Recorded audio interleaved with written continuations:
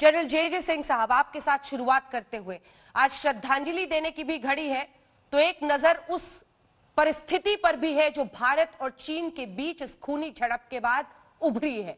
इन सब पर आपका एनालिसिस क्या दिखता है, आगे का रास्ता आपको?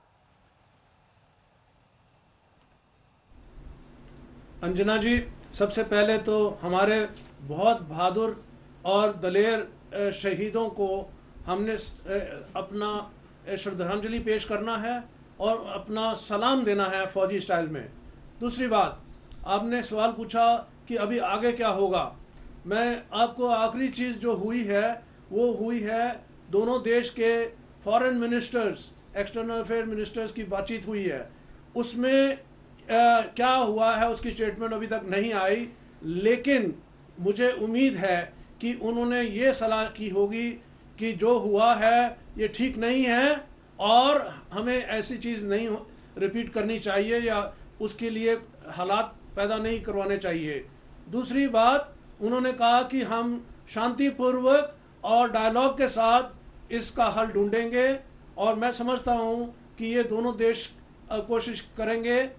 जो फौज का ताल्लुक है जहां तक, वहां पर मैं कहना चाहता हूं कि सबसे पहली बात तो सैटेलाइट पिक्चर्स आजकल सब कुछ दिखा देती हैं, दर्शा देती हैं। इससे क्लियर है कि जहां तक चाइना का फौज का असला है, उनके गाड़ियां हैं, उनके पर्सनल कैरियर हैं, उनके टेंट हैं, उनसे पता लगता है कि चीन बहुत ज़्यादा तादाद में यहाँ आया। उनकी इंटेंशन थी, उनका इरादा था कि अगर हिंदुस्तानी उनको मुकाबला नहीं करेंगे तो वो आगे बढ़ते जाएंगे और यहाँ जो कि श्योक नदी है वहाँ तक पहुँच जाएंगे और जो ये सड़क हम बना रहे हैं तकरीबन बन चुकी है, उसके ऊपर उनकी डोमिनेशन हो जाएगी या उस पर उनका प्रभाव होगा और उसे हमें इस्तेमाल करते समय दिक्कत होगी।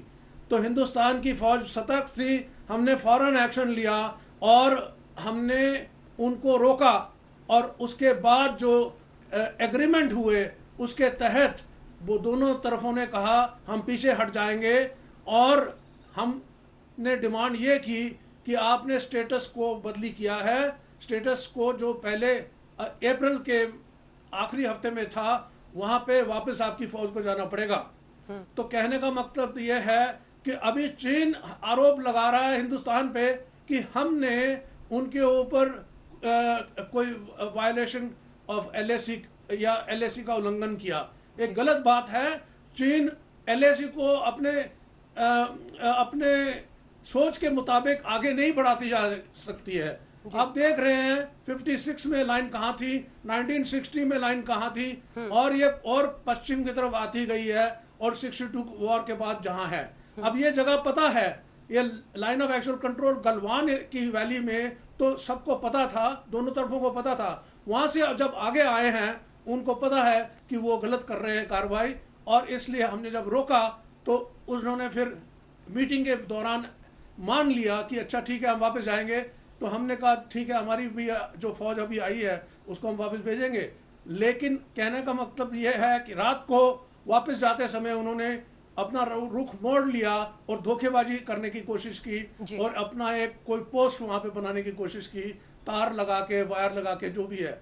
और हमारी फौज वो उसको देख रही थी तो उनको उन्होंने कहा कि ये गलत कर रहे हो आप, और उससे झड़प शुरू हुई। इसमें भी चीन हमारे ऊपर आरोप लगा रहा है। ये तो चोर जो है कोतवाल को डांटने वाली बात है। तो चीन भाई कई बार ऐसा कर चुका है पहले भी, तो इसलिए कोई मैं इससे सरप्राइज नहीं हुआ हूं। जी, शहनवाज हुसैन साहब, क्या काट है आपके पास इस बात की? प्रधानमंत्री ने कहा है कि बलिदान व्यर्थ नहीं जाएगा, लेकिन दो बातें जो मैं आपको बताना चाहती हूं। आज चीन के एक्सटर्नल अफेयर्स मिनिस्ट्री की तरफ से औपचारिक रूप से बयान दिया गया, जिसकी बाइट भी है, जिसमें वो खुलकर कह रहे हैं कि गलवान घाटी हमारा है। दूसरी तरफ लगातार उनका जो रुख रहा है पूरे मामले में और जिस तरह से उन्होंने हमारे सैनिकों के साथ किया है, वो साफ बता रहा है कि उनकी मंशा क्या है। अब आप बताइए कि आपकी मंशा क्या है? देखिए, हमारी मंशा, इस देश की मंशा, इस देश की एक एक इंच जमीन की हिफाजत की है। और मैं आपको कह दूं कि मैं आज तक का इंडिया टुडे ग्रुप का शुक्रगुजार हूं, देश को शुक्रगुजार होना चाहिए कि आपने जिस तरह मैप के जरिए समझाने का काम किया वो बहुत सही संदेश देश में गया है। आपने पूरी गलवान वैली के बारे में और अन्य इलाके के बारे में पूरी मैपिंग से जो समझाया है, मैं आपसे कह सकता हूं कि आज के दिन हमारे जो शहीद जवान जिन्होंने अपनी प्राण की आहुति दी, जिन्होंने शहादत का जाम पिया, उनको पूरा देश सैल्यूट कर रहा है। पूरा देश उनके सम्मान में आज खड़ा है, क्योंकि उन्होंने अपने इस भारत माता की रक्षा के लिए मारते मारते अपनी जान दे दी है।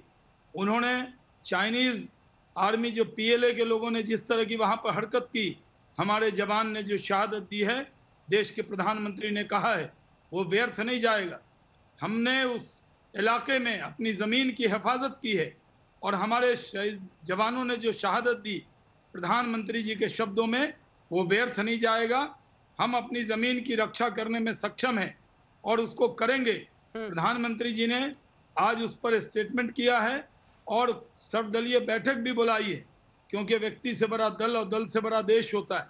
अब पूरा देश इस पर एकजुट है। शहीदों की शहादत पर आज पूरे देश को गर्व है कि उन्होंने चाइना को उसी की भाषा में जवाब दिया और जितनी संख्या में हमारे सैनिक हताहत हुए, उससे बड़ी संख्या में उन्होंने अपनी प्राण की आहुति देकर भी चाइना को करारा जवाब दिया है।